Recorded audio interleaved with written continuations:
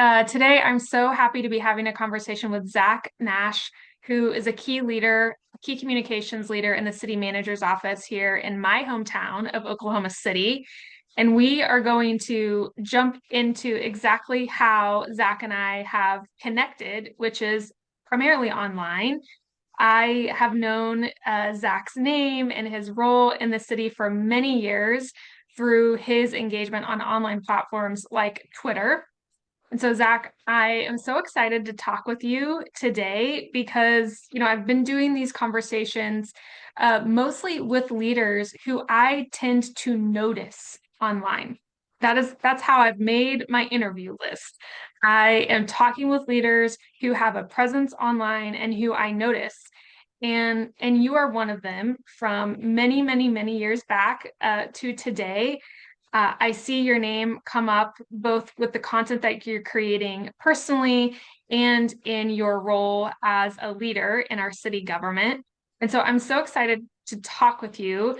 I feel like you are an early adapter of digital presence and how to get things done online. And so, sorry for that long introduction, but I would love to hear more about you, more about your role with the city of Oklahoma City, and kind of like how you got started in the comms world. Yeah, definitely. Well, one, thank you for having me. I've watched a lot of these, the one of the last ones, Andy, and those conversations, and all people that I respect and are good friends with. And so I appreciate you taking the time to talk to me. So I've been with the city in the background. I try to stay in the background for the last 18 years this month. Um, and started as a designer, and then kind of Twitter, the pocket media started happening, the Hudson River plane crash, and the city jumped on social for that two-way conversation. We've always kind of, when we started, it was actually during an ice storm, and we said we're going to do it only if we can have that two-way conversation, not just be a one-way uh, tool to communicate with residents. So we jumped on social way back in the day. It's changed a lot, especially I would kind of put a marker around COVID, but we have used it successfully to engage residents, to share information, to engage people in the community, to let them know about city services, to kind of build that trust and a way for them to ask questions when they need something, either fixed or just general information. So. Okay, so I want to pause you. You mentioned the city's decision to invite two-way conversation. And Yeah. I think having coach leaders and talked with a lot of people around like communication online, this is sometimes what gives them anxiety is having to communicate, back and forth with maybe a constituent or a customer in a way that's really public. And so I would love to hear like a little bit more about that decision process. How did you all decide to jump into that space? And was there a learning curve? Like how did it start? Yeah, so really, I mean, I tell a lot of people when we talk about the early days of social media and the early days of Twitter and Facebook, that I would really rather have a conversation with someone that's frustrated or that needs something from the city rather than someone that's just give us kudos. Because one, it gives us an opportunity to one, dialogue and have that discussion, and two, it lets them know that there's someone behind the bureaucratic walls, right?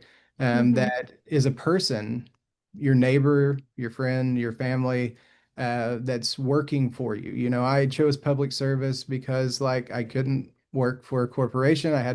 I started in newspapers for that kind of fourth estate, hold up democracy, let people know what's going on with their government. And I continue that here. And so having that two-way conversation of building the trust, having someone behind the keyboard most of the time to answer those questions is kind of why we started it.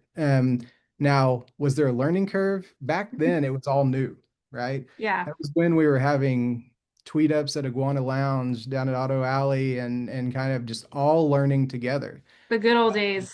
Yeah. I will say the traditional media, we saw that when you talk about traditional ways of disseminating information, a lot of it was the newspaper. They were covering the story, sharing our information. And, I mentioned that is when we had an ice storm, we really saw the Oklahoman at the time using that to just take our information and get it to their readers and those that are following them. And we said, why don't we go directly to those people, our residents, our constituents, the people living in our community, to help them solve problems during this time when we had power lines down, we couldn't pick up their trash, we had roads closed, and all of that stuff. And really, it was that first couple of days, it was kind of clear that one, this was a tool that kind of is the same as the telephone and email, and it's not as scary as you think because you're answering the same questions you would if people were calling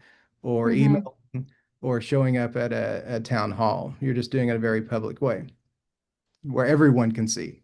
Where everyone can see. Yeah. Yeah, but I do think that's what hangs people up sometimes. It's like they're worried about maybe the 1% of interactions that are going to go really poorly. Yeah. Um, Now I will say, sorry to interrupt, but like compared to back then, it was a town square kind of feel, yeah. and I think the polarization we're in now, I think that um kind of where social with algorithms and everything has driven people, all the social issues and things at the different levels of government, it is a different time. It is, Hmm. you have to question, how are you going to handle misinformation, disinformation? How are you going to approach that? So it is a little bit different than when the city started and we grew and grew our voice in kind of the start when it was a peaceful little place, sort of. Yeah. And now it's different. I mean, I'll to be completely, frank and honest. Uh, Hmm. would we do things the same then as we would if we launched now? I don't know, but I think it still is at the core important for people to be able to voice their concerns and you to have a conversation with people, on the platforms that they choose. Yeah, well, if you're okay with sharing a little bit behind the scenes about the communications, engine that you have in Oklahoma City, I know there will be some people who are like listening to this who are not as familiar with Oklahoma City. Like, what's the size of the city compared to the size of the communications team?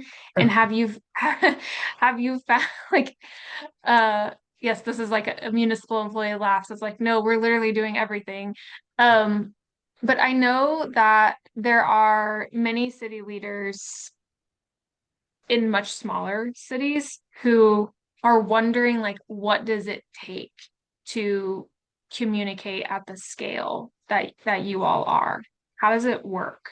Well, to kind of answer that backwards, Yeah. so I tell a lot of communication people, mayors, city managers, that are talking about using tools like this.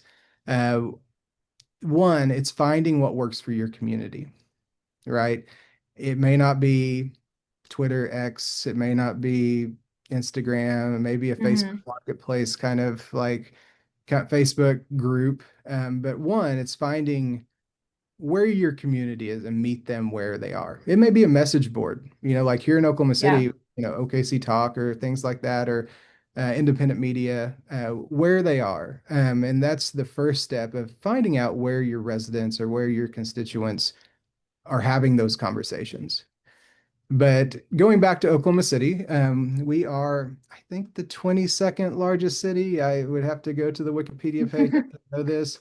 We're about 700,000 people, 622 square miles. You could fit a lot of cities inside our boundaries. Yeah. Thanks and we're the only state that, this is my picture. We're the only state in the country that doesn't allow cities to tap anything really for day-to-day operations other than sales tax. And so you have Right. cities that need to have that sprawl to capture that base. But on our communication team, we have this pretty much the same number of employees as when we started. Um, we have a core communication team that does a lot of the external three people. Uh, I'm going to name them because it's important. Christy Yeager is the director of public information here. Liz Warsham Shoemake she handles a lot of digital, social, and you'll see her names. We always do the caret in our initial Yeah. one so people know who they're talking to or can refer back. And so Liz really has kind of taken that social and really revived it because after 15 years of it, you kind of get beat down a little bit. So Yeah. I appreciate her, but and then myself do a lot of the communications and support them, but thinking about long-term engagement, civic engagement, how to leverage people's voices outside social. Hmm. Um, but we have a small team. Even going back, it was one or two people that you know, back in the day when we started, it was a 24-hour a day job, one person just answering questions. It could be in the middle of the night and you open your phone and somebody said my trash was missed and you respond to them. Yeah. We did set boundaries, but it's a very small team. Here in the city, when we do, to kind of paint the picture on a broader scale, we do the communications for pretty much large city projects, right? Our main accounts are at City of OKC. And then we have departments that have their own public information officers like utilities, parks, that really specialize in those services to help. If we had to do all of them, it would be Yeah. impossible. So we're a small Do team. they do those smaller services like do they have their own accounts? Like is there We like a do. parks Facebook and stuff like that? Yeah, there's a police, fire, parks, social accounts, even animal welfare. And you talk about that our department, and we one of the reasons I'm still here is the city and city leadership and management really trust our employees to do their job, right? There's not really a lot of micromanaging. Going Hmm. from the assistant city manager level to the city manager to department heads, they really trust you to do your job. So there's not a lot of layer of bureaucracy in most of our communication tools. We know what we need to do. Professionals, and we've seen a lot of stuff. So we trust those employees to share information. But then when things get a little sticky or when things are kind of out of the norm, they reach out to us. But Yeah. yeah, so Well, it's interesting. I've been kind of interfacing with leaders that have a little bit of a smaller footprint, so a city that might have 15 to 20,000 people, or even cities that have far fewer. I met a mayor of a small town that has just 2,000 people. And I love his social media. I follow it and interact with it all the time. He's doing such a good job as a public servant, kind of carrying, the communications bandwagon, like, because they don't have a comms yeah. team in a 2,000 person city. Um, like, what advice would you give to city leaders that don't have hardly any comms resources? Like, are you thinking about that? Like, how do we increase civic engagement and civic capacity in these municipalities that don't have communications resources? Yeah, don't think you have to reinvent what large cities do. You can go lo-fi, which we're revisiting a lot of probably what works in smaller communities in Oklahoma City, right? Hmm. It can be lo-fi approaches of traditional ways, whether that's if you have 2,000 people, printing out something and putting it in the gas station, right? Or Yeah. newsletters, like go back to email. Use a Google Voice number for free text messaging, right? And Mhm. so residents could just text issues, and you have a couple people with that access to the account. Don't think you have to, use social and you have 10 followers and half of those are bots that you have to get on Twitter X, you have to get on Instagram or TikTok. Those may work in your community. Not saying that, but just don't think that you have to do the traditional things that other people are doing because that may not work in your community. Hmm. I mean, town hall. I sat here and I can think of a few other things of like leverage Zoom, have Zoom town halls. If you're scared of questions, then turn the chat off and just kind of Mhm. start by broadcasting your message, because that's informing is one way of engaging. You know, that's the start. That's the lowest level of engagement in your community is informing, and that builds trust, and that, builds relationships. Yeah, well, I just feel like what you all have done is such an important part of trust, which is this feedback loop of like, I'm gonna message you about my trash can, and then you're gonna message me back, and we're gonna get this solved together. I know I have been in that feedback loop with you, with other city employees, and it's so meaningful. It's I know it's a simple thing, and absolutely you could do that in a lo-fi way with a Google text message campaign or whatever. um, the the other thing that is coming up for me though is what I hear from a lot of city leaders is that it used to be that many of their constituents were consuming the same conventional media. And we kind of started here on, the Oklahoman. Many Oklahomans were had a subscription to the newspaper, or they were reading it in their coffee shop, or it was always on their desk at work in the morning. And the space we find ourselves in now is that the media mix and the media ecosystem is volatile and it's very different depending on what work you do, what your demographics are, what neighborhood you live in, what political ideology you are. And so how does a local leader like break through that really dynamic media mix? I do think social media is part of it, but that is not even always working like it used to work. Are you guys running into that challenge? What are some things that you've done to solve for it?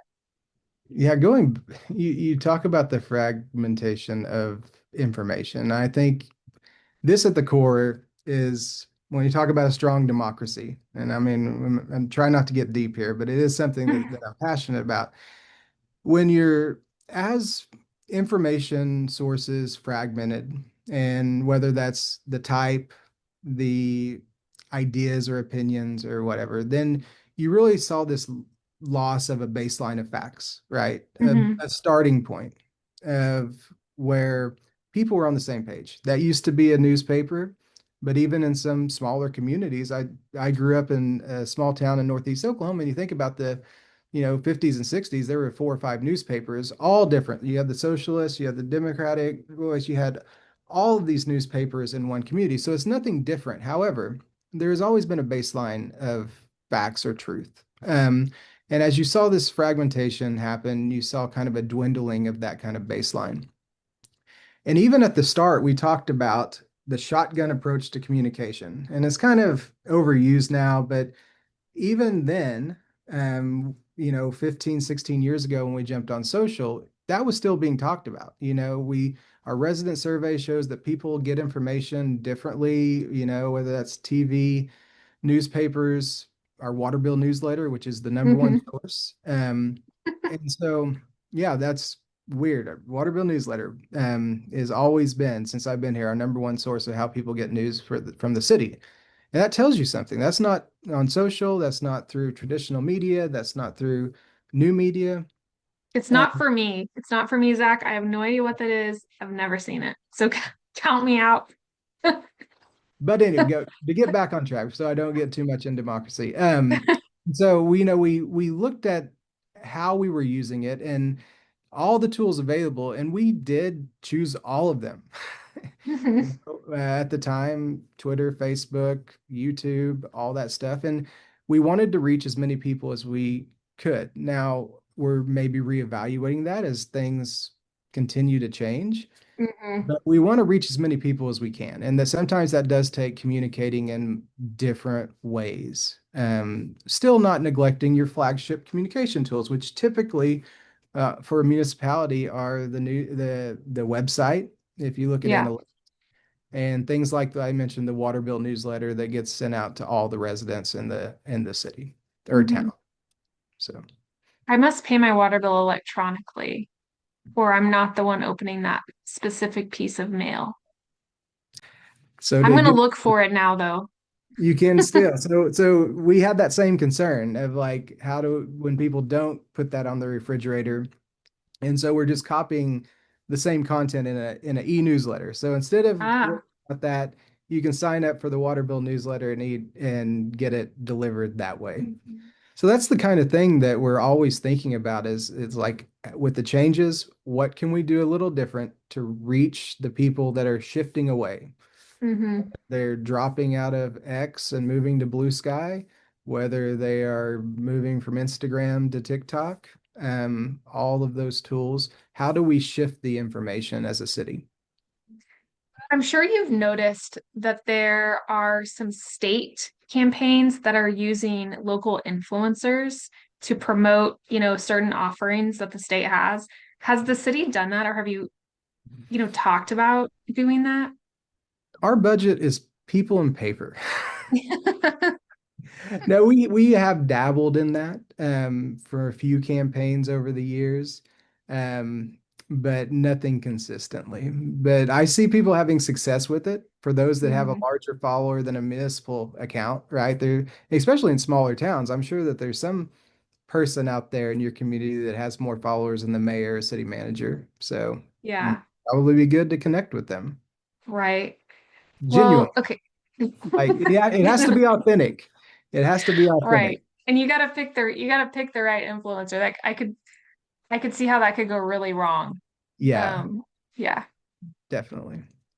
Okay, well, the other thing I had on my list to talk with you about is, I'm an Oklahoma City Thunder fan, of course, Mhm. and the city pulled off an epic, celebration Did uh something happen? Did I miss something? recently. And so I'm just curious, what did that look like for your very small team, to pull off hosting, many, many thousands of people downtown for the parade? Yeah, with our community, anything like that takes many people inside and outside the city and the organization.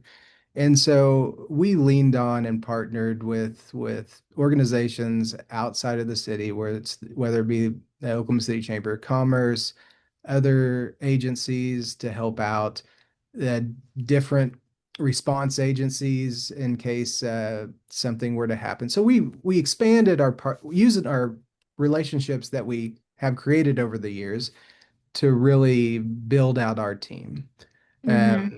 And that is really how if it was just one or two people inside our communications department, probably wouldn't look the same unless we had all those partners that really came together to celebrate something that was great for our community and will continue to be great for our community. Yeah. Well, it was great. I was definitely thinking about you all, about what you were doing on parade day, So how it so was how it was all going.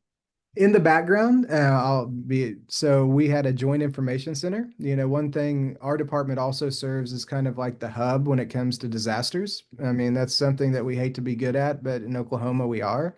Hmm. And so we were in the joint information center with the police department, with downtown Oklahoma City, with our chamber partners, IMSA, all of those other organizations that were assisting that event were in the joint information. We even had National Weather Service on the call in case we needed them with their tools and resources.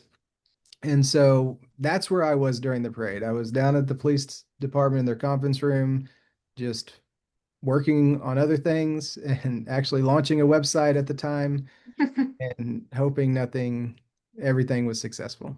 Well, it was a congratulations on a really great day. It was It was a, really fun for my family and me, and we were grateful for all of the hard work of a lot of people who, I knew worked together to make it happen. Um, So I know you're sort of like dancing around your role, your specific role in democracy. And one of the reasons why I have started talking more about digital media and digital influence is because I see our digital communication as key to strengthening democracy. I think for too long, we have had, city leaders, maybe city comms departments who didn't communicate digitally, who were scared to step into this space. And I think you're right. It does erode trust. Yeah. Um, when you think about like what the next, 5 to 10 years might look like in this space and how a city government's role in this building trust, um, I don't know, might get more important than ever. I feel like Yeah. what what So are some things that you're willing to try? How so do you I'm say gonna that, I'm gonna Zach? make this an interactive podcast. So Yeah. you're gonna come with me. You're gonna come with Okay. and everyone watching, Okay. or the two people that may. So this wall right here, we have voting, civic participation, and things that we can do better when it comes to elections and getting people involved in their government, Oh, right? I love it. And so now coming back now, sorry for the miss. Have fun editing that. Hey, I love a field trip moment. Yeah, field trip moment. So, you know, local government is the closest level of government to the people, right? And oftentimes I look at this board and think about civic participation, voting in local elections, and things like that.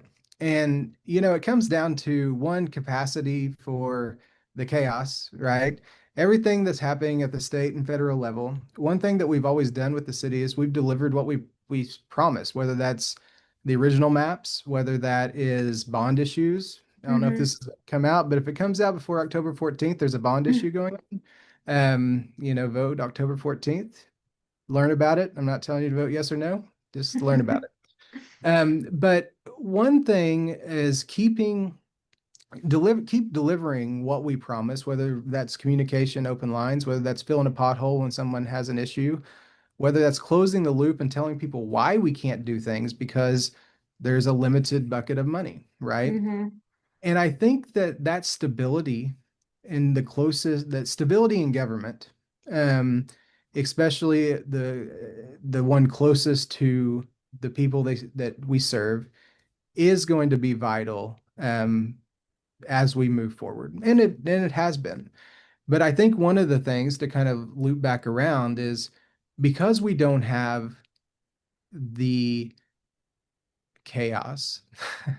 Um, because we deliver what we promise, I think that people don't think about local government much, except when their toilet doesn't flush, because there's no water, or we Hmm. miss trash, or there's a pothole. But when they do call us to kind of can keep that trust in government, it's kind of delivering those services. Yeah. Uh, and Well, you look at things like MAPS program that's doing some social services to fill those gaps, whether it's our Key to Home program that's helping house unhoused people, and all of those things. Uh, it's going to be more important for cities because we're all dealing with complex problems. yeah. Well, something I talk a lot about is that there are over 500,000 elected leaders in our country. 500,000, 500,000 Americans are stepping into some elected service. That's city councilors, school board, library board, lots of different, commissions you can be elected to across the country. And a very, very small percentage of that 500,000 are serving us in Washington, D.C. So I obviously the work of local leaders is so important to our daily lives. And really, I want more people to think about the local leaders. When they hear politics or when they hear politician, like let's think about that, 95% of politicians that are really serving their hometowns. Um, Service and duty and responsibility, accountability, integrity. I feel like there's so many leaders who are really doing a good job. They just don't always have the platforms to Yeah, I share mean, their work. and you also think that in Oklahoma City, not only do we have those 9 elected positions around our horseshoe, we have over 400 or 500 volunteers, people that live in the community that want to give back, that serve on those boards, trusts, and commissions.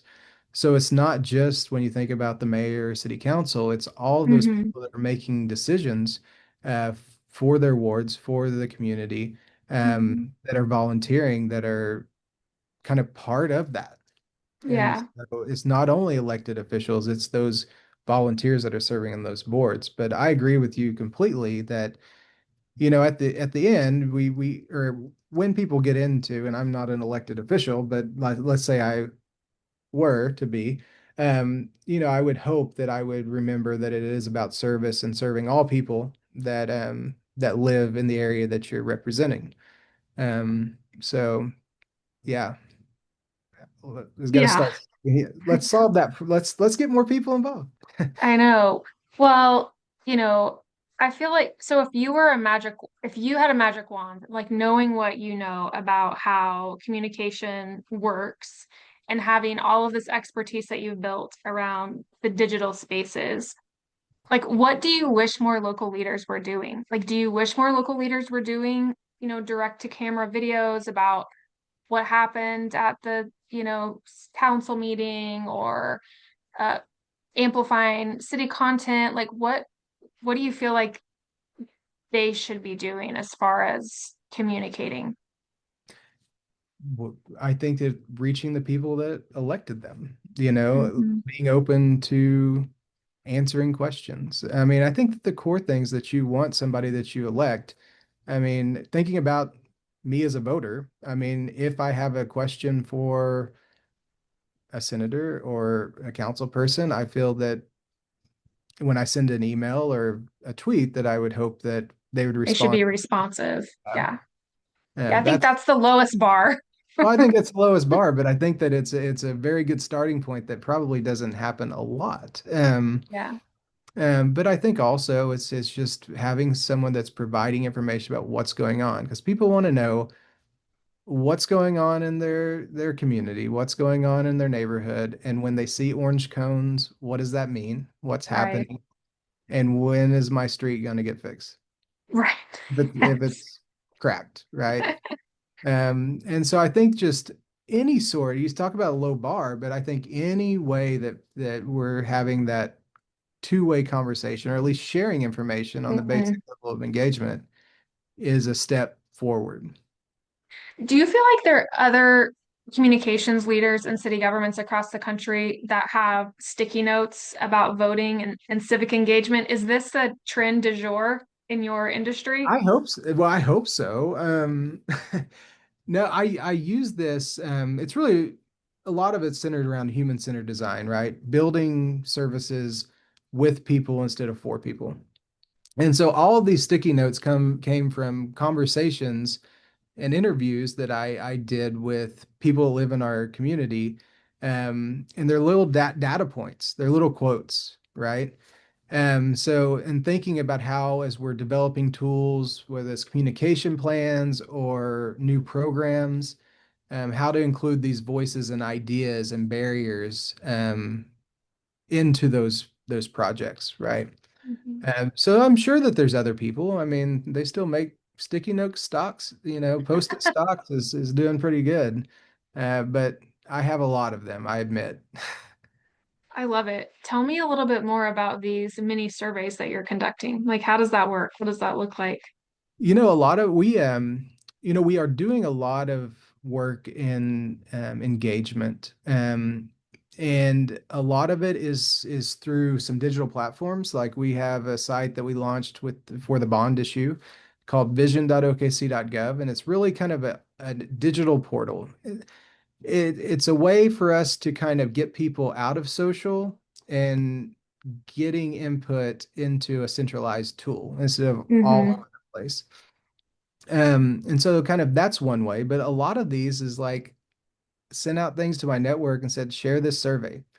And then I Yeah. follow up with a phone call, and we would just have a discussion for, it doesn't have to be long, 10 minutes. Here's what we're talking about. Um, Pose the question on Twitter, Facebook, whatever it is, and just kind of take the comments and write them down.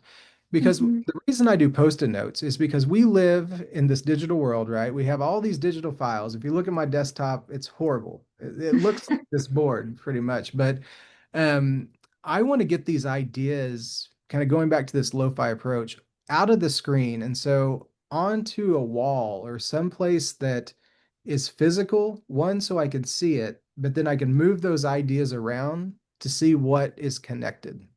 It's not like a murder scene when you're drawing, Yeah. but I really want to get stuff off of my computer and out of my notebook and up on a wall so I can kind of see people's thoughts. Hmm. And so I hope that more people are doing things like that. Um, but I need to pitch again, vision.okc.gov, that tool, and any other way that I can get feedback, we're going to be doing it. We're doing a lot of pop-up events these days, going to people, which is super important to really reaching people, is to go where they are rather than expect Hmm. them to come to kind of where you are, or have to the traditional public meeting that's held at 5 o'clock on a Thursday or Wednesday. So we're doing a So lot of that looks like having maybe a table at a local event with some city employees there. Tell me more yeah. about the I pop-up. mean, it can be like you said, a table just set up at, Fiesta de las Americas, Hmm. when we're going to reach, that community. It could be going to a coffee shop and just say, hey, we're going to have city hall hours. If you want to come talk to us, here we are if you have problems.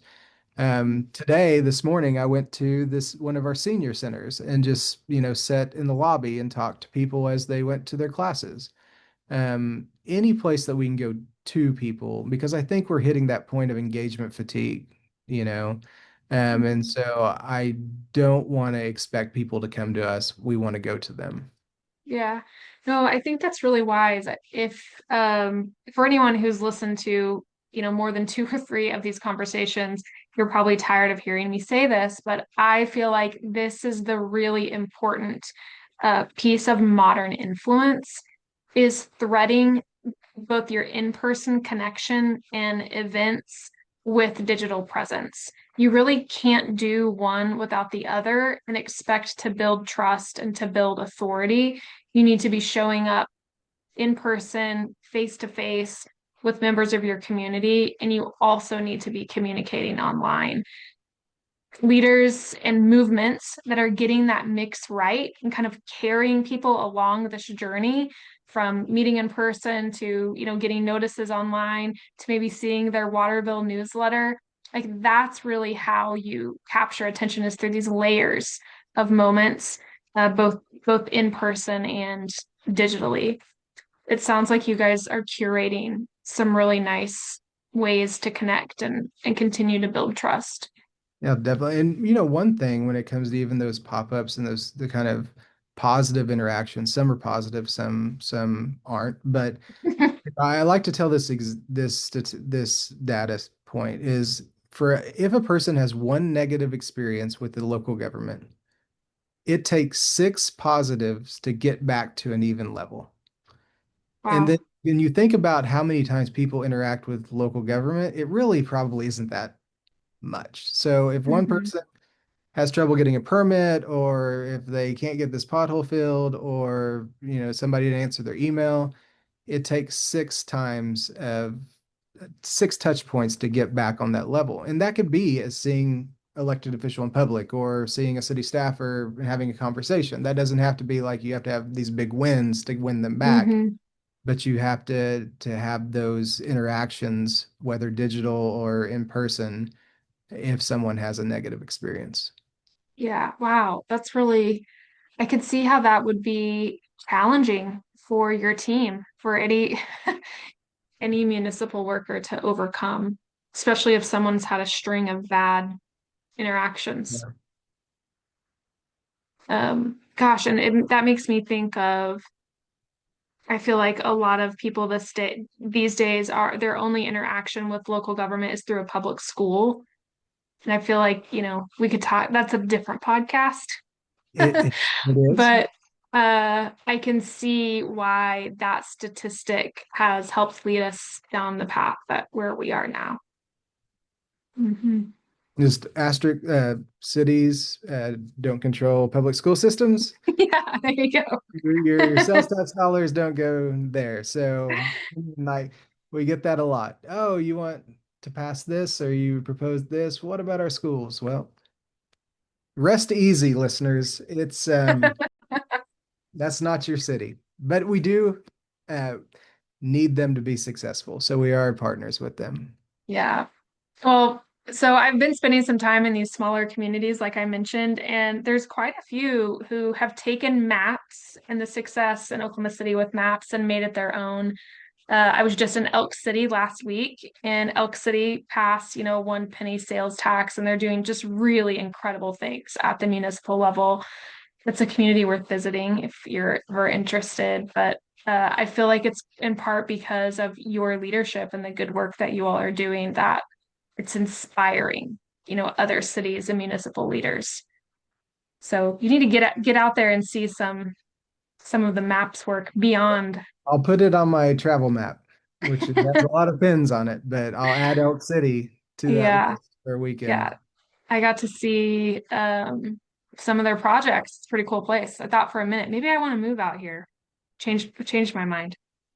Um, well, I Zach, this has been every place I go, I say I'm going to move there. You know, Oak City would be a stretch for me, but it was a really lovely day there. I was super impressed with their municipal offerings. They have a cool pool, like this incredible public pool, which I feel like is kind of out of fashion, but theirs is actually making money. You can get in for $5. It's got 3 water slides. I mean, Elk City. I mean, they're They've done it. They have a going to be putt-putt the golf only course pool in the that's run state. by the city. It's so cool. Um, anyway, Zach, this has been so great. You have made me feel good that I have some leaders in my city, in my hometown, who are focused on civic engagement and voting participation. I appreciate the work that you're doing. Thanks for carrying the torch. Yeah, I'll take the rest of the day off. Saving democracy one podcast at a time. Well, is there anything else that you'd like to add? No, I mean, for all that are listening, especially local government, one, I appreciate your service. You're you have a hard, difficult job, and it's only going to get harder. And so, one, I thank you for that. And Bridget, I thank you for having it on and continuing these conversations because that is one big important thing that's going to help wherever we're going is conversations like this to help bridge either divides or help build capacity for uh, governments. And then, so thank you for that. Well, yeah, I feel like too, I sometimes governments are just so hesitant to try stuff. And it sounds like at the city of Oklahoma City, you just went out on a limb and tried, social media because of those catalyst moments that you had. And I wish more city leaders would just try it. Try making some videos, try a new platform, Right. try a new digital space. Uh, I know that it takes a lot of courage to try stuff when you have so many eyes on you, but it's important. Well, that's the whole idea. I mean, one, you should make a t-shirt that says try it. Hmm. But it's all you hear this and it's dated, but failing forward is always a good thing. Learning from your mistakes, explaining why you failed and how you're going to improve. That's another kind of aspect of human-centered design is we know that one of the scary things is explaining to those, especially if you are a local government, when you fail at something. But if you frame it and you explain that you're learning from it and you're going to iterate, even that's another word that sometimes grates on me, but iterate and kind of improve it to see what's worked, learn from it. I think that that's worth failing. That's worth trying.